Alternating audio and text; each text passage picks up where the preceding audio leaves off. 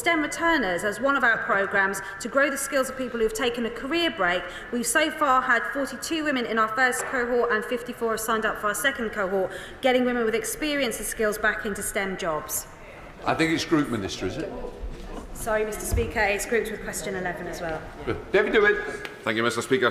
While the UK-wide responsibility in areas like energy and defence, among others, is reserved to this Parliament, education and skills, universities, colleges and apprenticeships, among others, are devolved.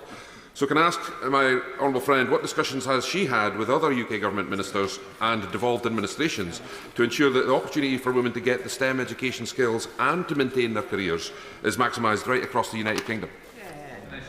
Well, can I thank my honourable friend for his work, particularly his work around promoting the energy sector across the United Kingdom. We are making progress in trying to get women and girls into that vitally important sector. One of our Build Back Better campaigns is seeking to inspire women from all walks of life to work in the green energy economy and raise awareness of green education, training and careers. And my colleague, the Employment Minister, we do regularly meet with our devolved colleagues to discuss how we can have a United Kingdom approach to this. I get through. Thank you, Mr Speaker.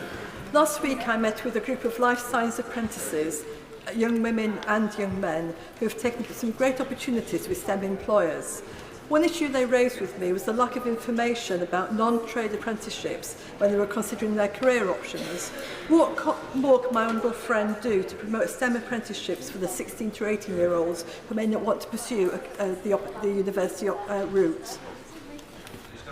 Thank you, Mr Speaker. Well, my honourable friend is a shining example of how women can lead in the STEM sector with her own experience in clinical care before she came to this place. And we are trying to drive forward apprenticeships, particularly in STEM subjects. Since May 2010, over 5 million apprenticeship starts have happened, and our apprenticeship diversity champions are helping those aged 16 and over to get into apprentices, particularly in STEM subjects. And we have organisations such as UCAS and Young Women's Trust who are specifically doing this work also. Maureen Fellows. Thank you, Mr Speaker. The Scottish Government has a number of ambitions to address the lack of women in STEM occupations and settings such as schools. These ambitions start early. The Gender Pay Gap Action Plan examines how schools have a key role to help in making young women make transitions into broader occupations, as well as setting out measures which address occupational segregation, leading to more women accessing STEM careers. So what is her government doing to do this kind of support? Well, one of the key ways that we're doing this is through the apprenticeship route, because we know that for many young women, being able to earn while you learn and getting that work experience is vital for them progressing through the STEM sector. We've got 22,000 degree apprenticeships and 7 master degree apprenticeships. That's an increase of 14%. And particularly in STEM subjects, we've got 360 employer design apprenticeships, including in Level 3 cybersecurity, Level 4 software development and Level 6 civil engineering. We believe apprenticeships are the way forward to drive more women into STEM areas. Jim Shannon. Speaker, can I thank the Minister for that answer? In Northern Ireland, women are underrepresented in STEM industries. Only 15% of women in Northern Ireland study core STEM subjects compared to 36% of men. A clear anomaly that has to be addressed. Could I encourage the Minister to use her office to engage with the Department of Economy to encourage more uptake in universities of STEM subjects? Women could do the job every bit as well as a man. Give them that opportunity. Well, I thank the Honourable Member for Strangford for that, and it goes to the point that the Honourable Member for Banff and Buchan raised as well. We do need a UK approach to that. I know across government support, whether it's in DWP or education, will focus on trying to improve all avenues for those, particularly women, who want to go into STEM areas. Hello, Colbert. Question 4, Mr Speaker. Minister. Thank you, Mr Speaker. The UK has a proud history of LGBT rights and one of the world's most comprehensive and robust legislative protection frameworks for LGBT people. We have taken great strides as a country over the last couple of decades, and it's my job to continue that journey. Thank you, Mr Speaker. And the Minister is absolutely right. Great things have been done for LGBT plus people in the last 13 years, including blood donation changes, the PrEP rollout and, of course, same-sex marriage. However, hate crime against LGBT plus people is on the up. Conversion therapy still has not been banned, and the UK has slipped down the international rankings for LGBT plus equality. I know that this minister takes these issues incredibly seriously, but how can he assure me that the government takes these issues seriously and they are going to tackle these issues as a matter of urgency? Well, my honourable friend is right to highlight the issue around all forms of anti-LGBT hate crimes. They are utterly unacceptable, and we have a robust leading legislative framework to respond to that. I actually met with the Met Police just last week and with other stakeholders to ensure that everything is being done to crack down on that. Obviously, there are further questions later about the conversion practices. We are considering all of those issues. This is a complex area of work, but I can give him my personal commitment that anything to do with LGBT rights and improving the lives of LGBT people will be high on my agenda. Sir Ben Bradshaw. But, Mr. Speaker, a bill banning the psychological abuse some people call conversion therapy has been promised repeatedly in this session from that dispatch box. Where is it? Well, Mr. Speaker, I accept that, and I do apologise that it has taken this long, but it is a very complex issue. I have been personally campaigning for this for many years, but even I recognise that there are deep complexities here. It is right that we take the time to carefully consider each of those issues so that actually what we have in place is consistent, it's robust, and it's up to date and tackles this appalling practices. Shadow Secretary Annalise Dodds. Thank you, Mr. Speaker. Almost 2,000 days have passed since the government first promised to ban conversion therapy. 533 days have passed since the conversion therapy bill was promised in the last Queen's speech. The delays are not this minister's responsibility. According to the press, they're because of differing views on the government front bench. But because of that, there's still no bill. So can the minister just tell the House, will the next King's speech commit to a full loophole-free ban on LGBT conversion therapy? Yes or no? Well, I would have thought the Honourable Lady would know that nobody ever makes announcements about what is in the King's speech ahead of His Majesty delivering that speech. Also, I would say to her respectfully that she shouldn't believe everything she reads in the press. And as regard the rest of her question, I refer her to the answer I gave a few moments ago. Annalise Dodds. Thank you, Mr. Speaker. I would therefore counsel him to advise his colleagues to stop briefing the press on these issues and get on with delivering, because there are failures when it comes to delivery for LGBT plus people. Yesterday, I met with Michael Smith. Michael was viciously attacked at a bus stop simply for being with his partner. And police-recorded sexual orientation hate crime has increased by over 70% in the last 5 years. Over a third of all hate crimes are now violence against the person offences, and I know the Minister cares deeply about this subject, so please can he explain why his government does not agree with Labour nor with the Law Commission that every violent act of hatred should be punished in the same way as an aggravated offence? Well, I'd say to the Honourable Lady, as someone who was hospitalised because I was attacked because of my sexuality, I know how difficult that is. It isn't just the attack that is painful, it is what is left afterwards that is painful. And I will continue to raise each of these issues. But I do want to make this point. I keep hearing that we do not care about LGBT issues. It was this government that introduced same-sex marriage. It was this government that introduced it in Northern Ireland. It was this government that introduced Turing's Law in 2017. We've modernised and made affordable GRCs. We've removed self-funding for fertility treatment for same-sex couples, lifted the ban on blood. We've tackled LGBT bullying in schools. We've apologised for the way LGBT people were treated in the armed forces. And we have provided funding to ensure that LGBT rights across the Commonwealth are protected. If I don't make progress now, I'm never going to. Stuart C. MacDonald. Thank you, Mr. Speaker. Question number 5, please. Thank you, Mr. Speaker. My joint roles mean I have a unique understanding of unjust pay disparities, and I'm proud of the steps this government has taken to tackle them. We published new guidance in April to help employers measure, report on and address unfair ethnicity pay differences, and it was a Conservative government that introduced gender pay gap reporting in 2017. Stuart C. MacDonald. Thank you, Mr. Speaker. 19 US states have banned employers from asking prospective employees about their salary histories, meaning people are paid what the job is worth and not just what their bosses can get away with. This has had a massive impact on tackling unequal pay for women and black workers in particular. Having talked about piloting a similar salary history measure, why has the government appeared to stall on what would be a really positive policy? Mr. Speaker, we're not stalling. Our pilot will support employers to take steps towards transparency in their own organisations to see the impact for themselves. We know that this is not straightforward, which is why we will ensure employers looking to implement greater transparency in their recruitment processes are able to access best practice and learn from each other. SNP spokesperson Kirsten Knowlesby. Thank you, Mr. Speaker. The UK Government's Inclusive Britain Update report acknowledges the value of measuring the ethnicity pay gap.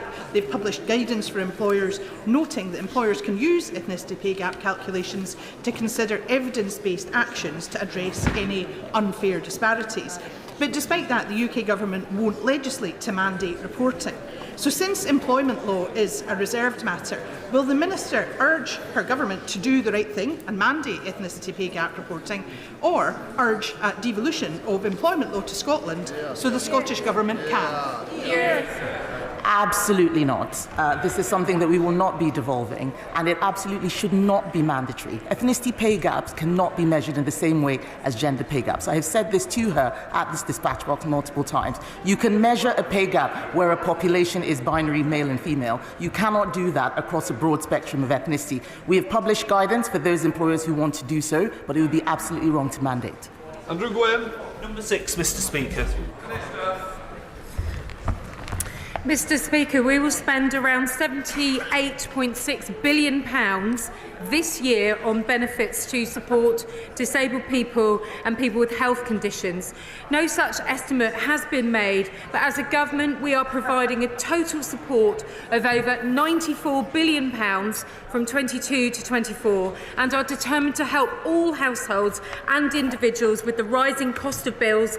This includes an additional £150 to over 6 million disabled people.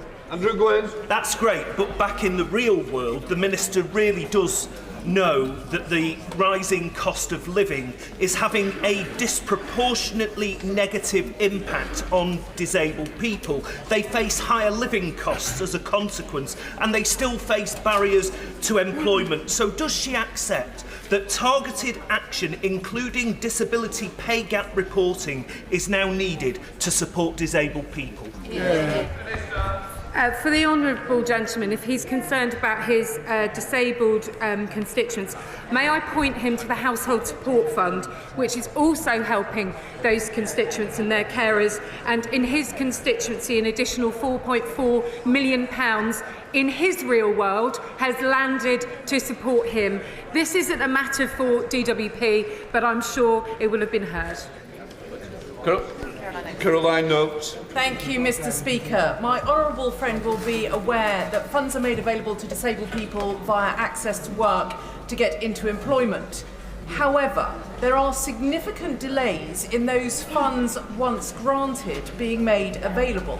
And an additional cost to disabled people, therefore in the example of paying £6,000 for powered wheels, comes at more of a cost when they're obliged to pay for them on their credit cards because they cannot access the funds in time. Will she please work with colleagues across the DWP to make sure that there are no delays in getting access to the funds that would help disabled people into work?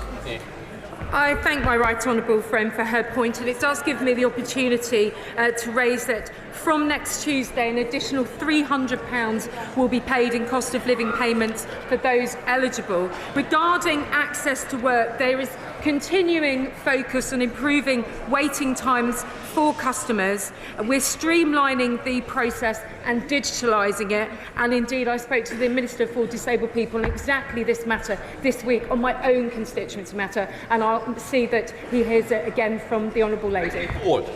Question number 1, please.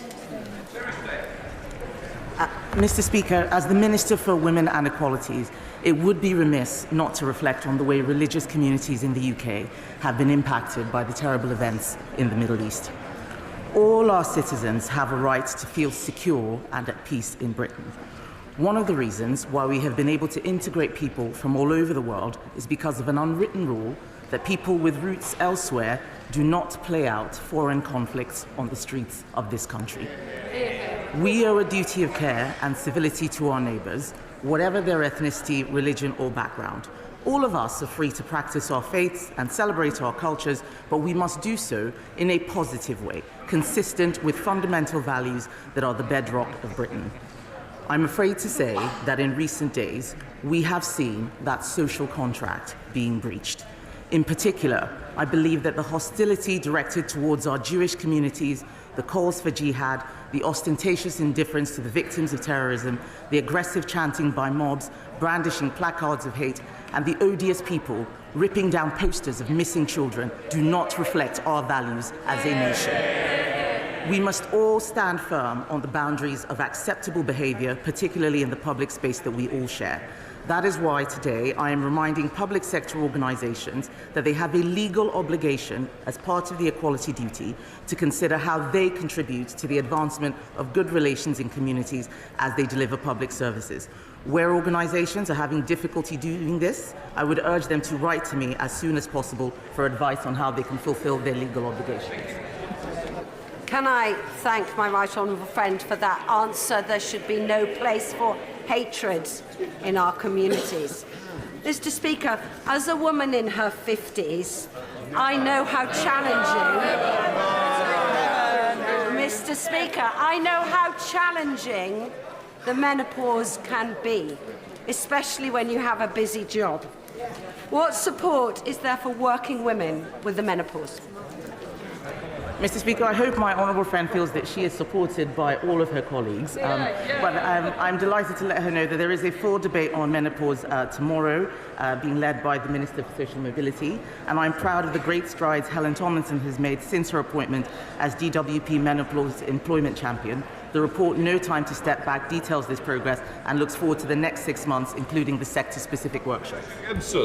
Thank you, Mr. Speaker. In less than a decade, the proportion of female pensioners in the UK living in poverty has risen by 6%, which means that 1 in every 5 female pensioners are now below the breadline, despite the fact that the number of female pensioners has fallen due to the rise in state pension age, which disadvantaged tens of thousands of older women. As the Minister for Equalities, does she share my concern that in the UK today, 20% of female pensioners are living in poverty, and what action will she take to address this? I thank the Honourable Lady for her point. In 2021-22, there are 200,000 fewer female pensioners in absolute poverty than in 2009 and 10 after housing costs. I would, though, point the Honourable Lady to the Barnett consequentials of the Household Support Fund in Scotland, which is exactly there to be distributed by her government to those in need. Russell. Thank you, Mr. Speaker. As you will know, Watford is a thriving multi-faith community, and it is a privilege to take part in so many celebrations and learn about the rich history of each culture that makes Watford just unique and so amazing. So will the Minister join me in encouraging colleagues to attend the event I will be hosting on the 14th of November with the Interfaith Network for a national organisation to understand how we can all engage better with the different faiths in our communities? And will the Minister please also consider attending the event if diaries permit? Thank you.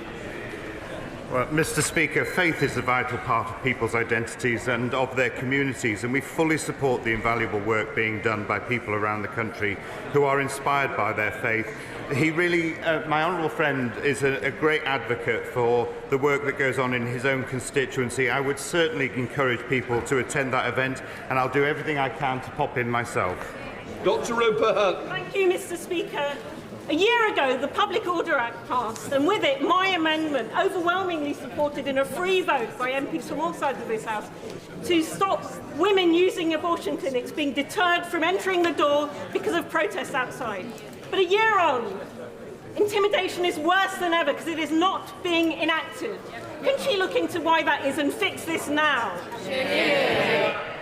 Well, I'm very happy if she's got an example of where that is happening. If she wants to raise it with me, I'll look at that specific example.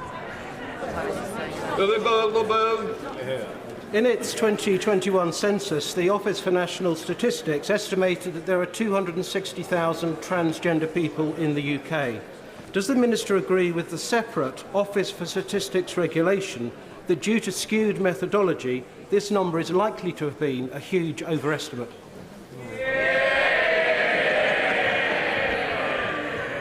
Mr. Speaker, I do share the concerns that the Office for Statistics Regulation has raised. And actually, in February, I asked my officials to explore with the ONS whether the census got the number right because of a lack of understanding of the question. We need to be very careful about language. People don't often understand what we mean when we use terms like transgender, gender identity. We've got to make sure that they understand that. So the ONS will be conducting and reporting on research to explore this issue, so that they should publish the results by the end of the year, and we'll monitor it going forward. Question number 2. Thank you very much, Mr. Speaker. Some years ago, the United Nations found that disabled people's rights were being systematically violated by Conservative ministers. Recently, the EHRC found that nothing at all has changed. Is the Minister not ashamed? I thank the Honourable Lady for her point. I think the point regarding the AHRC is that it's an independent and public body. But I don't think anybody comes to this House to erode anybody's rights, whether they are disabled or has a health issue whatsoever. And I absolutely do not absolutely refute what the Honourable Lady says. I think she should look at our actions and our record on the work that we've done around British Sign Language and more widely, and we absolutely stand by all constituents, whatever needs they have. Just before we come to Prime Minister, I'd just like to welcome the grandson of Mahatma Gandhi, and welcome to this chamber. We now come to questions to the Prime Minister. I start with Stuart C. MacDonald. Question number 1, please, Mr. Speaker. Prime Minister. Mr. Speaker, I know that the sympathies of the whole House are with all those affected by Storm Babbitt, and in particular the friends and families of those who lost their lives. Mr. Speaker, this morning I had meetings with ministerial colleagues and others. In addition to my duties in this House, I shall have further such meetings later today. Stuart C. MacDonald. Thank you, Mr. Speaker, and can I join the Prime Minister in expressing my sympathies to all those affected by the recent storms. But, Mr. Speaker, 2 million people just cannot be sustained from 20-odd aid lorries. Utter catastrophe is being unleashed in Gaza. Doesn't the Prime Minister now see that only a humanitarian ceasefire can bring about the scale of emergency aid that is needed? Of course, Israel has a right to defend itself in line with international and humanitarian laws. But we must also speak out when those laws are breached.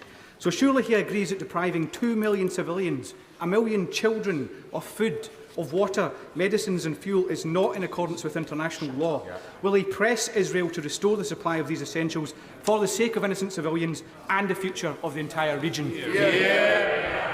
Well, Mr. Speaker, it's important that we do everything we can to get humanitarian aid to those who need it in Gaza, which is why on Monday we announced a doubling of our international aid to the region, and why the Development Minister is actively engaged with our partners on the ground to ensure that that aid gets to those people as quickly as possible. Alberto Costa. Thank you, Mr. Speaker. Double child rapist and murderer Colin Pitchfork had yet another parole review hearing only a few weeks ago. I thank the Justice Secretary for having listened to me and engaged the reconsideration mechanism rule. Now, I know the Prime Minister doesn't have any decision-making role within the Independent Parole Board. It's independent of government, but it is a wing of the executive. It is not the judiciary.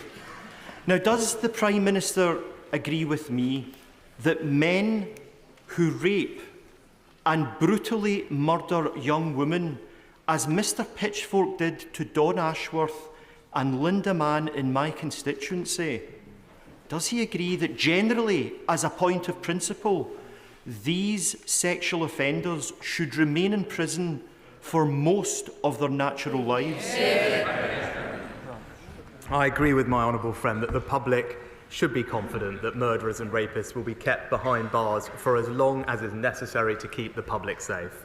And that's why we're reforming the parole system. Our Victims Bill will mean that minimising risk and protecting the public are the sole considerations in parole board decisions. It will also give the Justice Secretary the power to step in on behalf of the public and take a second look at decisions to release the most serious offenders, including murderers and rapists. And last week we announced that we will be introducing longer sentences for dangerous criminals.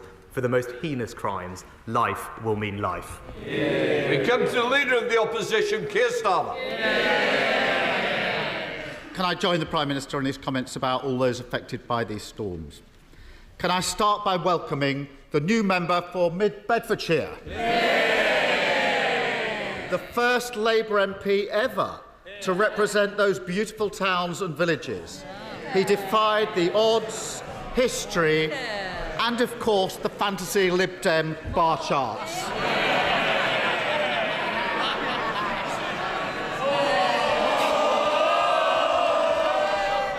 Can I also welcome the new member for Tamworth? She will be a powerful representative for her constituents. Is the Prime Minister as relieved as I am that those constituents are not burdened with his defeated candidate who told them, don't worry, Mr. Speaker, I'm going to sanitise this, to F off if they're struggling with the cost of living? Well, Mr. Speaker, I'm proud of what this government is doing to support the most vulnerable over the past year. But, Mr. Speaker, can I in fact join him in welcoming the new members to their places? After all, I suspect the new member for Mid-Beds may actually support me a little bit more than the last one.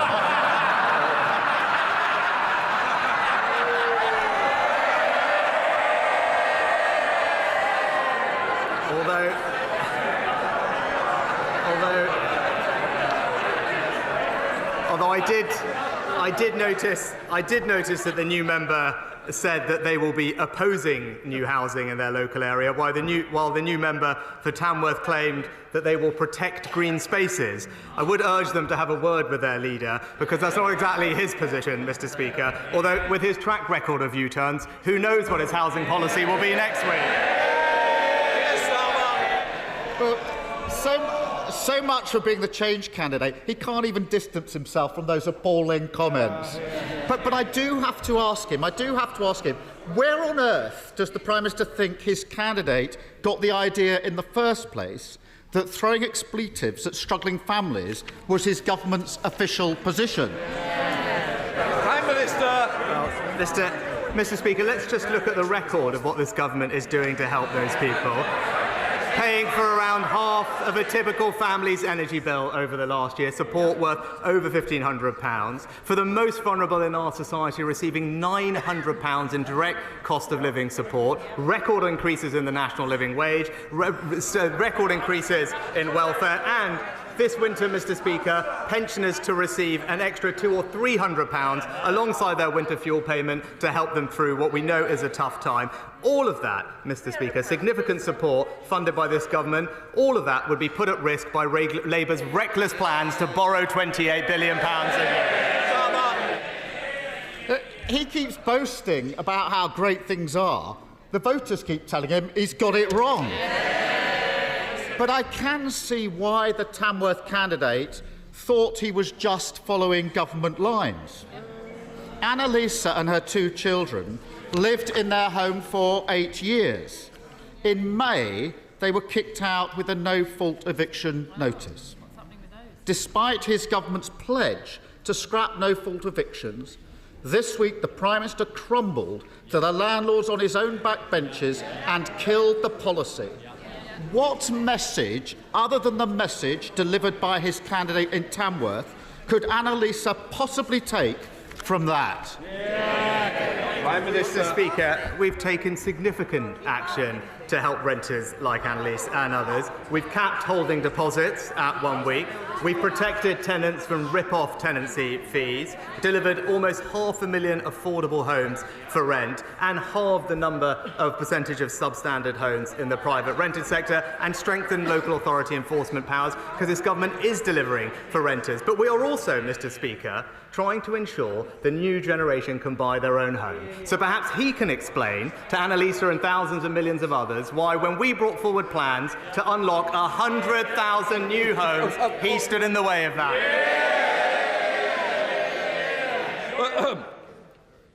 Just to say, it's Prime Minister's questions, not opposition questions. Keir Starmer. I'm sorry, Prime Minister. It is Prime Minister's questions. I don't need you nodding against my decision. Yes. Well, I'm sure Annalise and her children who've now been evicted will take great comfort from that non-answer.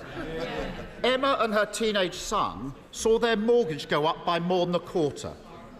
Well, they may think this is funny. This is real life.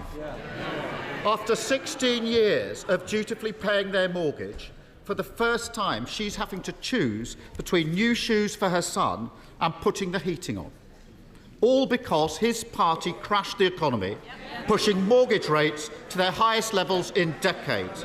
He says ignore all that. Ignore the fact that the guilty men and women responsible are standing again as his candidates and still setting his policy. Can he not see why Emma might think that his party is telling them exactly where to go? Mr. Speaker, he keeps talking about the mini-budget. I won't ask him a question, Mr. Speaker. Well, I will just point out he did actually support 95% of the things in that mini-budget, which I didn't, Mr. Speaker. But again, he's had a whole summer to get on top of the details. He's still ignoring the fact that rising interest rates are a global challenge. They are at their highest level in America and Europe for more than 20 or 30 years. Mortgage rates have doubled in America, trebled in Europe. Now, what we do want to do to help mortgage holders is ensure that they can use the mortgage charter that we've agreed with the banks. And thanks to the steps that we've taken, someone with a £200,000 property with about £100,000 left on their mortgage could save over £350 a month and lock in a new deal 6 months before theirs ended, and repossessions will be prohibited for 12 months from the first missed payment. He might have missed that policy is twice as generous as Labour's.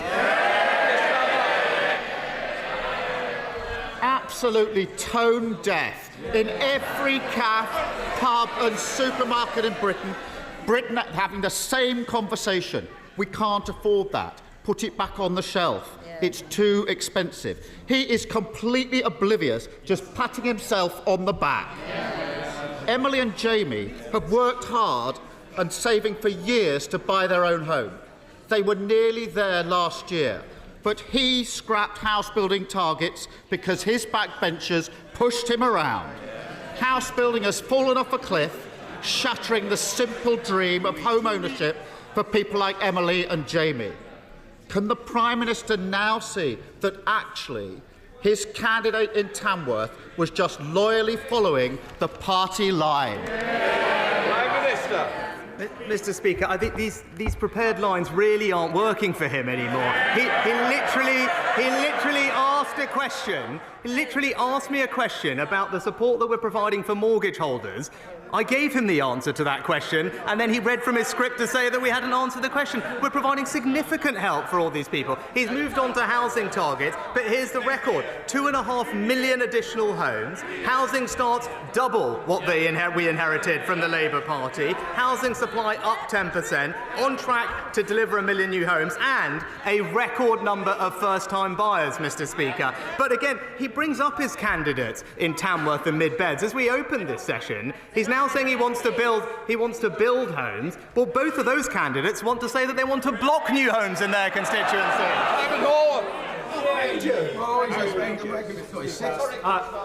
Tell us more about them. Thank you, Mr. Speaker. Mr. Speaker, across our country, the British people are rolling up their sleeves and getting on with it, doing their best in the face of a punishing cost of living crisis and a government that has abandoned them. abandoned renters at risk of being kicked out, abandoned mortgage payers struggling to make ends meet, abandoned those who dream of owning their own house. The truth is, his candidate in Tamworth summed up perfectly just how his and his Tories are treating the British public. So will he just call a general election and give the British public the chance to respond, as they did in Selby, Mid-Beds and Tamworth? They've heard the government telling them to F off, and they want the chance to return the compliment. Mr. Speaker. Prime Minister. Mr. Speaker, look, as we saw with his recent decisions on actually building new houses, politicians like him always take the easy way out, Mr. Speaker, whereas we're getting on making the right long-term decisions to change this country for the better on net zero, on HS2, on a smoke-free generation, on education and energy security. Contrast that to his leadership. Too cautious to say anything and hope that nobody notices, Mr. Speaker. Let me tell him, come that general election, the British people will.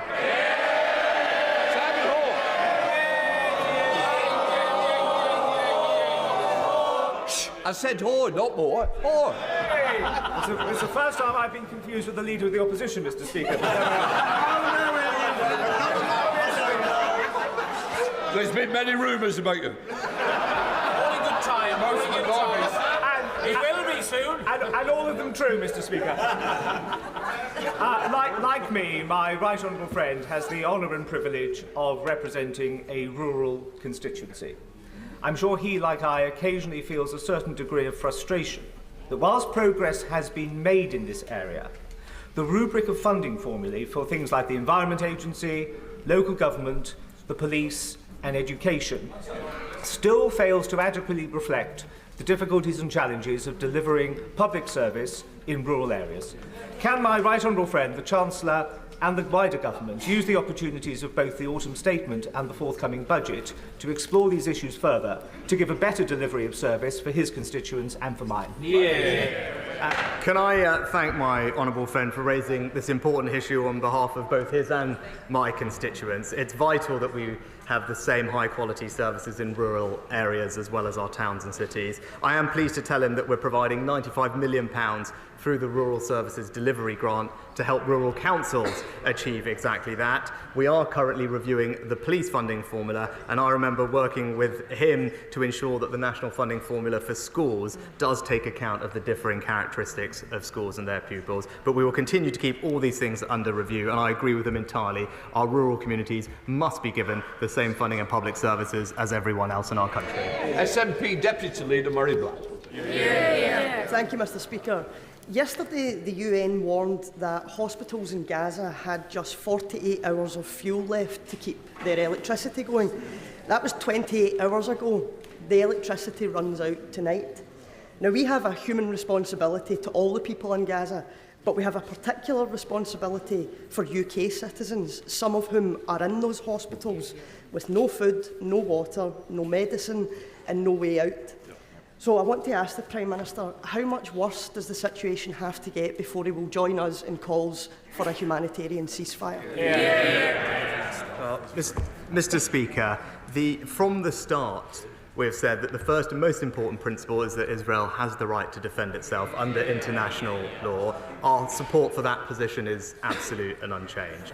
But from the start, we have also said that we do want British nationals to be able to leave Gaza, and that we want hostages to be released and for humanitarian aid to get in. And we recognise that for all of that to happen, there has to be a safer environment, which of course necessitates specific pauses as distinct from a ceasefire. And we discussed this with partners yesterday evening at the United Nations. And we have also been consistently clear that everything must be done to protect civilians in line with international law and continue getting more aid flowing into Gaza. Murray Black.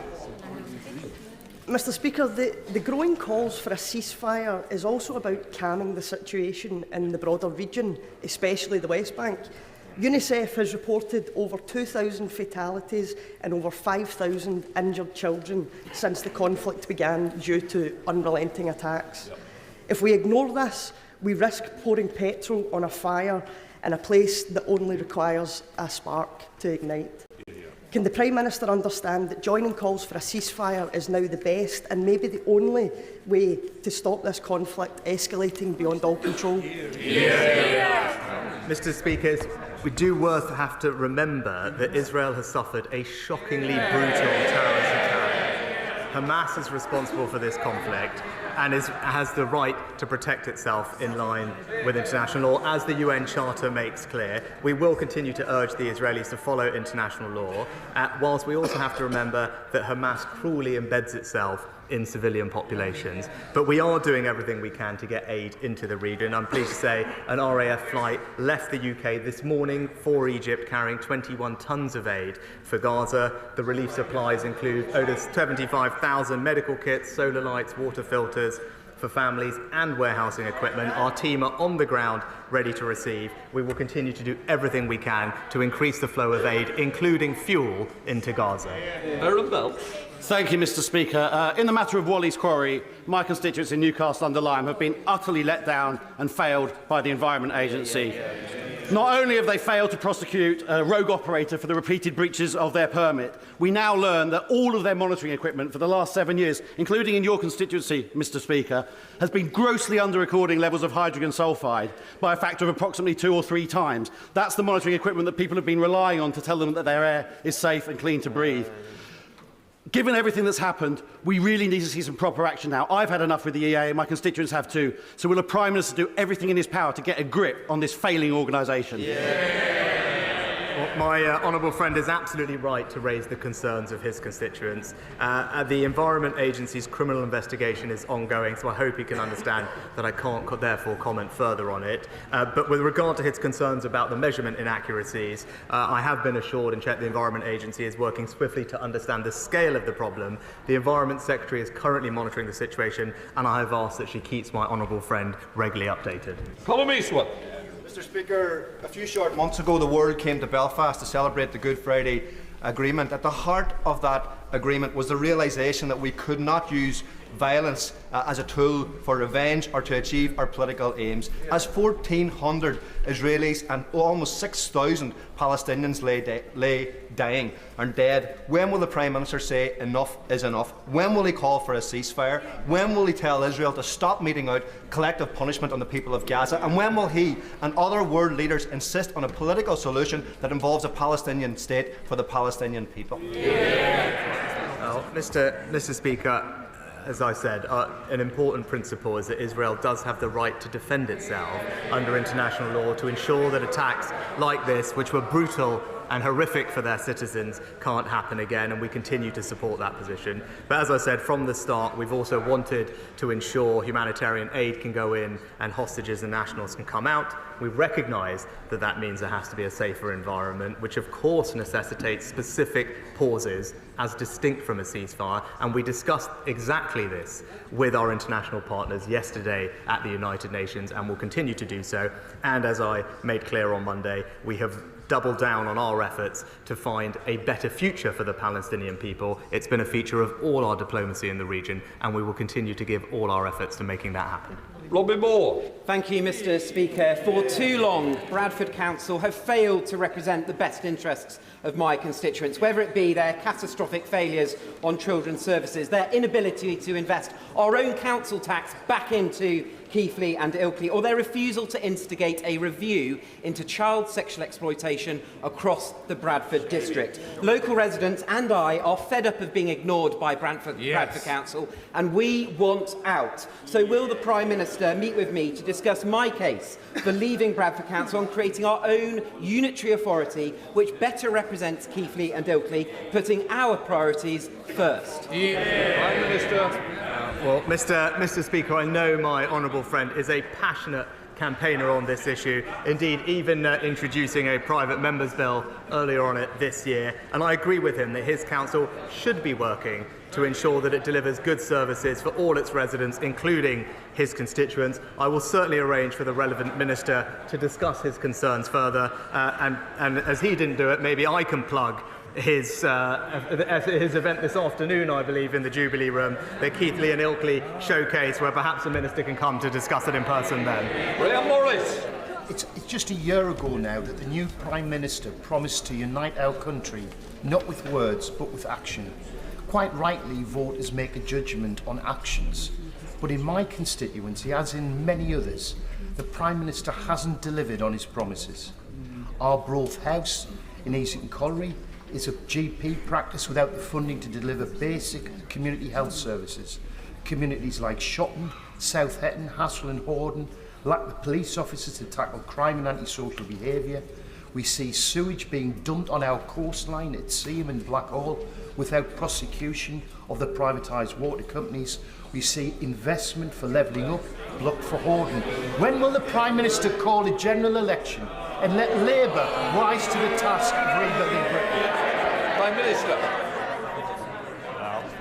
Mr. Speaker, the honourable gentleman raised crime. I'm pleased to say that crime is now down by over 50% since Labour were last in office, and that includes significant reductions in antisocial behaviour, which you mentioned. And indeed, earlier this year, not only did we meet our pledge to deliver 20,000 more police officers, a record number on our streets, our antisocial behaviour plan is already making a difference, delivering immediate justice and clamping down on that type of activity. Okay, now.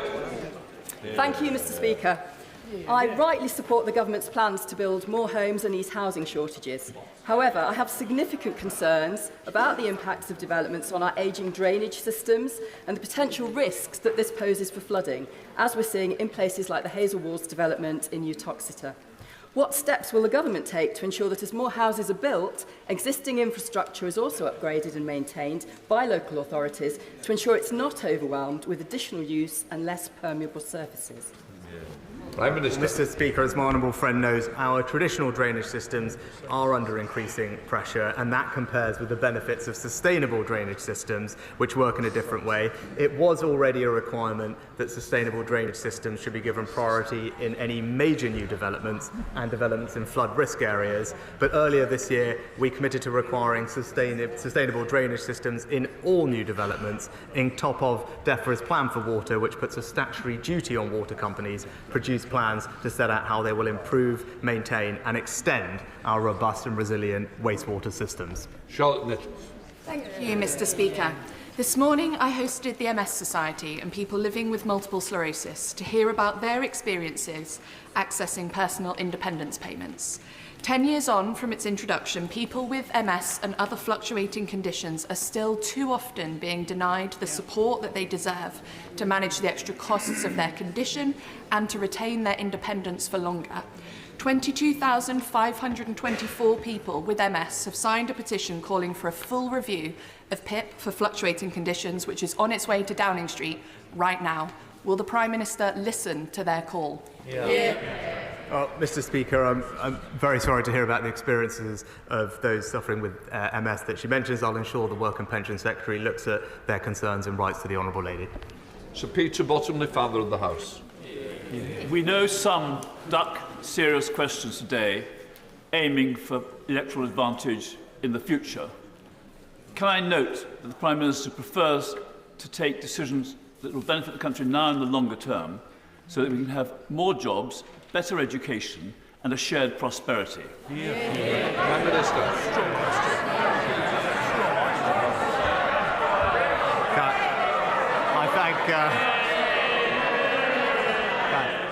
I thank my honourable friend for his kind words. Mr. Speaker, while the final report of the infected blood inquiry has been postponed until March, Sir Brian Langstaff, the independent chair, has already published his recommendations on compensation for victims of that scandal. Can the Prime Minister explain why his government insists on postponing its response until after publication of the final report, kicking it into the long grass and delaying justice once again for my constituents Justine, Rachel and Paul, whose fathers died as a result of that scandal, as well as thousands of others across these aisles? Prime Minister. Mr. Speaker, as I said previously from the dispatch box, what happened was an appalling tragedy, and my heart goes out to all of those affected and their families. I've given extensive evidence to the inquiry, so my position on this matter is on the record, but I would say there is extensive work that has been going on in government for a long time, coordinated by the Minister for the Cabinet Office, as well as interim payments of £100,000 being made to those who are affected. Simon Baines. Thank you, Mr. Speaker. The Prime Minister has been a great champion of transport projects on the Welsh borders, including the electrification of the main line in North Wales, the reopening of Corwin Station and the Gabowen to Oswestry line, and also substantial levelling up fund investment in the Llangollen and Montgomery canals. Would the Prime Minister now deliver on the long-awaited Pan-Llanymynech bypass and also prioritise the dualling of the A5, A483 in Clwyd South and North Shropshire?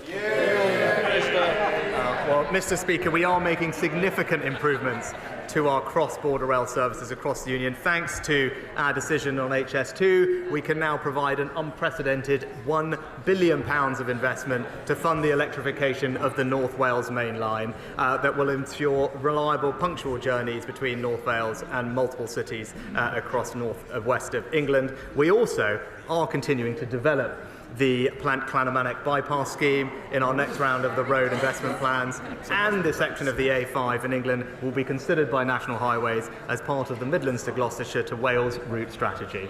Lillian Greenwood. Thank you, Mr. Speaker. It's important that the COVID inquiry has all the relevant documents. That's what the public, including thousands of bereaved families, expect and deserve. But despite being a self-described tech bro, the Prime Minister has been unable to locate and provide his WhatsApp messages to the inquiry. Does he agree that devices should be handed over to experts to retrieve this information?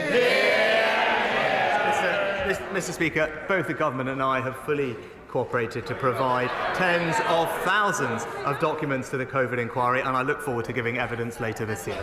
Peter Aldous.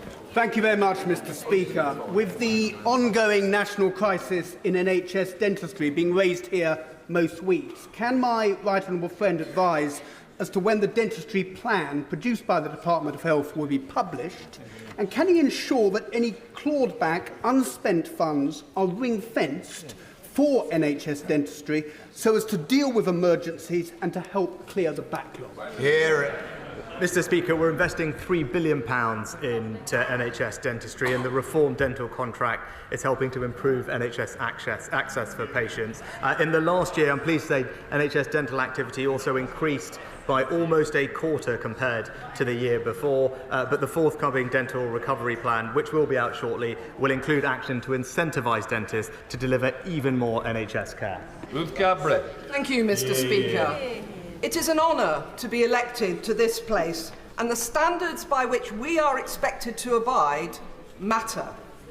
So does the Prime Minister accept that it was ill-judged for him to fail to declare to Parliament that companies linked to his wife had benefited to the tune of £2 million from a fund he had set up as Chancellor? Will he correct the record now? Shocking. Mr. Speaker, it's worth bearing in mind that the Labour frontbenchers backed the Future Fund when it was introduced. Indeed, they were calling for more funding for it, not less.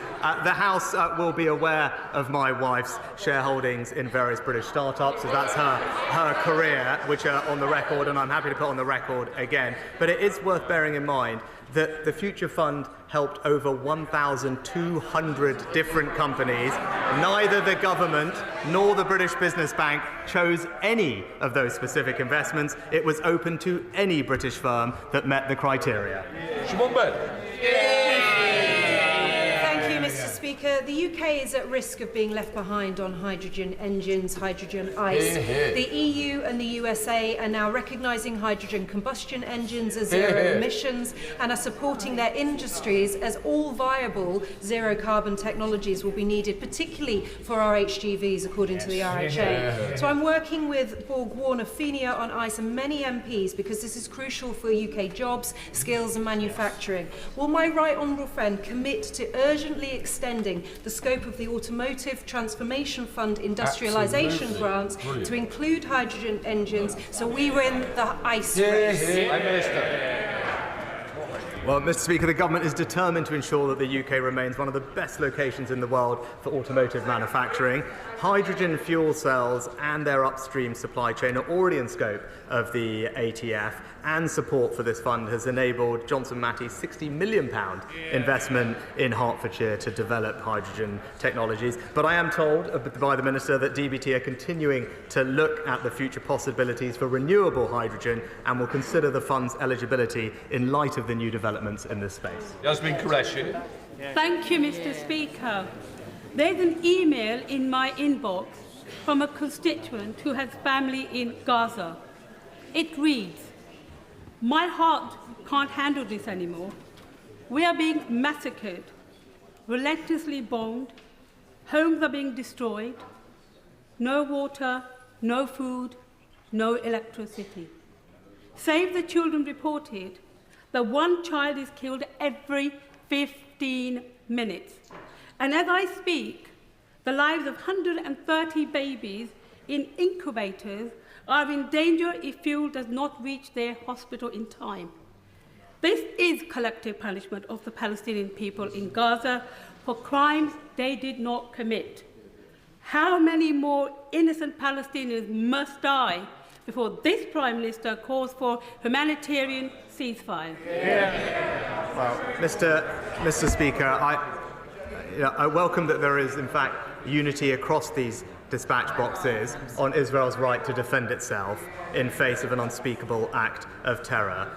But it is also clear that we must support the Palestinian people. They are victims of Hamas too.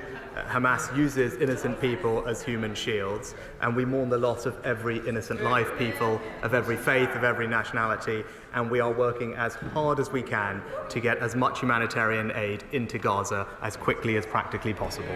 Final question, Dr. Dan Poulter. Thank you, Mr. Speaker. Last week, Suffolk experienced its worst local floods for over 100 years, with communities in and around Needham Market, Framlingham, Debenham and Wickham Market particularly badly affected. Homes and businesses have been destroyed. And Suffolk, the community, has rallied together in a very stoic and pragmatic way to support those in need at this very difficult time.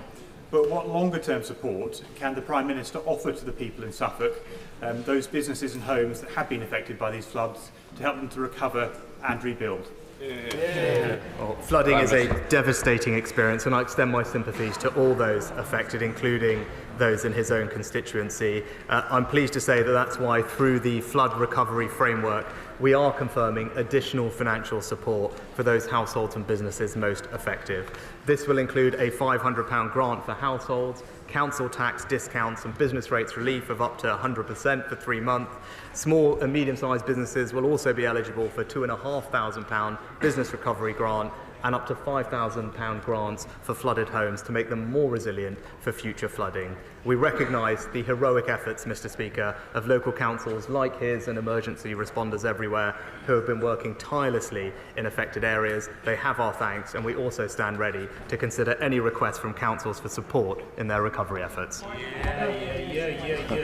Just let me. That completes questions. I'll come to point one in a second.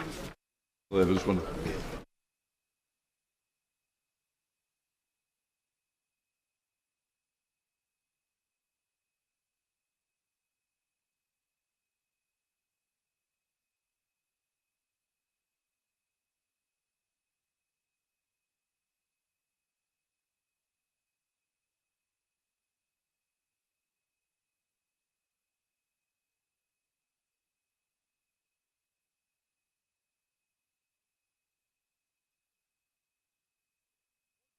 John McDonnell. Thank you, Mr. Speaker. The House rises tomorrow for 10 days, I believe.